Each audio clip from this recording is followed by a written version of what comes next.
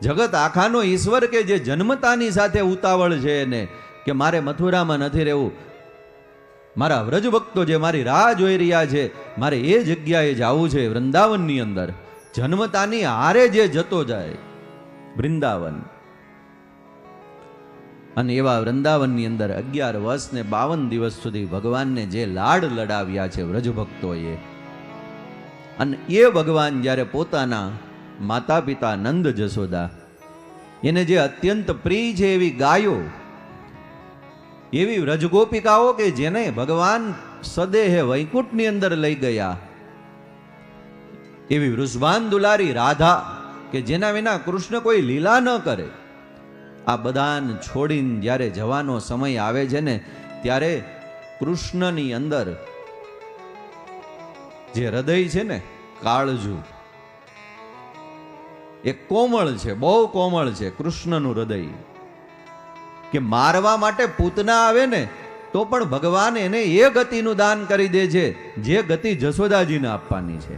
આટલું કોમળ હૃદય છે.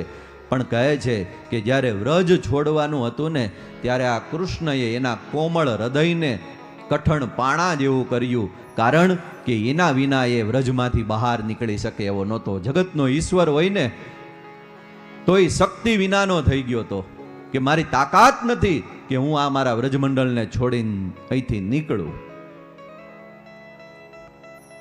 પણ અવતાર કાર્ય માટે જવાનું હતું, અને એ કથા જ્યારે ભાગવતમાં પ્રગટ થાય ત્યારે કેવલ વ્રજ ગોપિકાઓ નથી રોતી, નંદ જશોદા નથી રોતા, ભગવાનના મિત્રો સખાઓ નથી રોતા, પણ જેણે હાથ દિવસ સુધી કૃષ્ણ કથાના અમૃતને પોતાના કાનથી હૃદય સુધી પોગાડ્યું છે ને એ મંડપની અંદર બેઠેલા તમામ શ્રોતાઓની આંખમાંથી અશ્રુ નીકળતા હોય છે. ત્યારે કરુણતા પ્રગટતી હોય છે, ક્યાંક શૃંગાર પ્રગટે છે, ક્યાંક શૌર્ય રસ પ્રગટે છે. એવો શૌર્ય રસ પ્રગટે કે આપણને એમ થાય કે વક્તા હમણાં 5 ફૂટ ઉલળશે કથા કેતા કેતા, રોમે રોમ આમ એની અંદર શૌર્યતા વ્યાપી જાય. ક્યારેક બીભત્સ રસ પ્રગટ થાય, રાસ મંડાય ત્યારે શૃંગાર રસ પ્રગટ થતો હોય છે. આ તમામ પ્રકારના રસ મારા ને તમારા જીવનની અંદર કથાના માધ્યમથી, કથા ગંગાના માધ્યમથી જ્યારે ઉતરે છે ને તો શું થાય?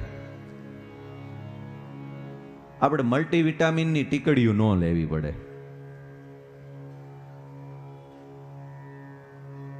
આપણે નબળાઈ લાગે, વાળ ખરવા લાગે, નખ આપણા ફીકા પડી જાય, દેખાવાનું ઓછું થઈ જાય,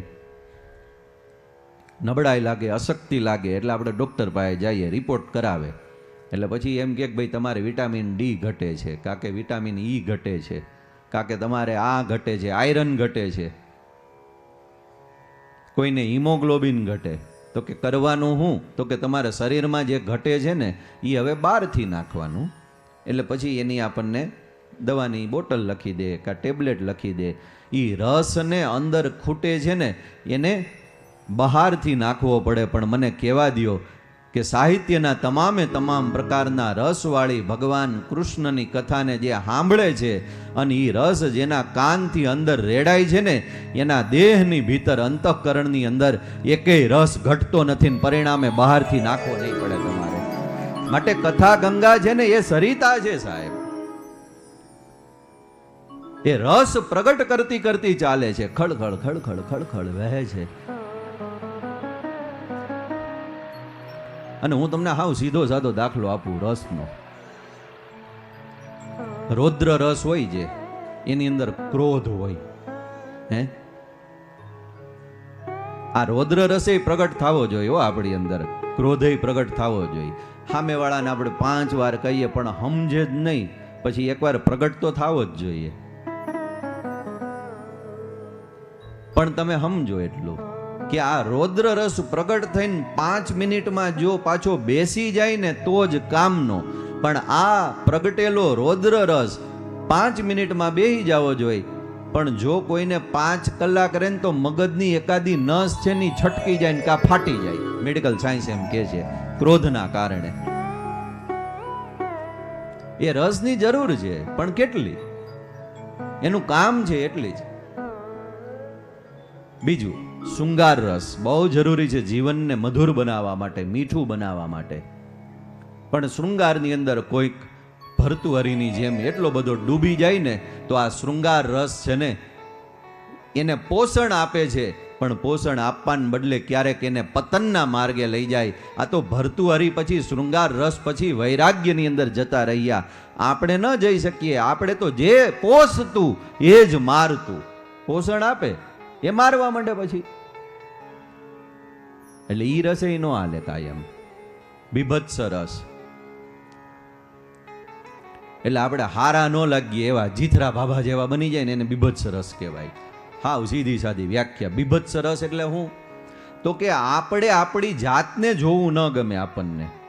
આપણને જ આપણને ન ગમીએ. અરીસાની સામે ઊભા રહીને આભલાની સામે એટલે આપણને જ એમ લાગે આપણને જ નથી ગમતું. આવો કોઈ પણ પ્રકારનો રસ પ્રગટ થાય ને એને બીભત્સ રસ કહેવાય. હા, 1-2 મિનિટ માટે પ્રગટ થાય તો બરાબર છે બીભત્સ રસ,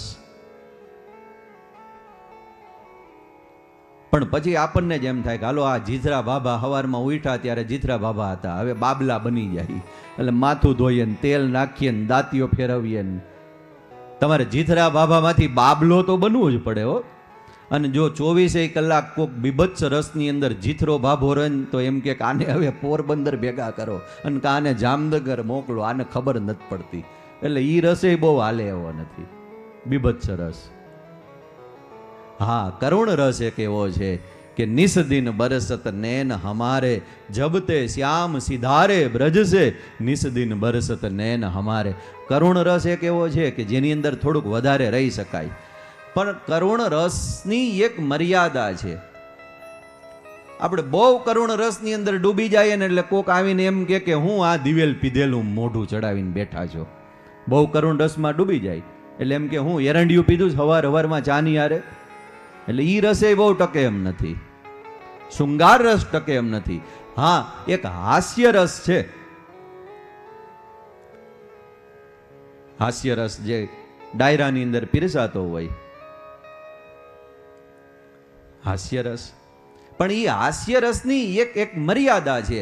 તમે 3 કલાક ડાયરામાં હાસ્ય રસમાં દાંત કાઢીએ ને તો હારા લાગીએ, પણ 24 કલાક ખીખી હા હા હા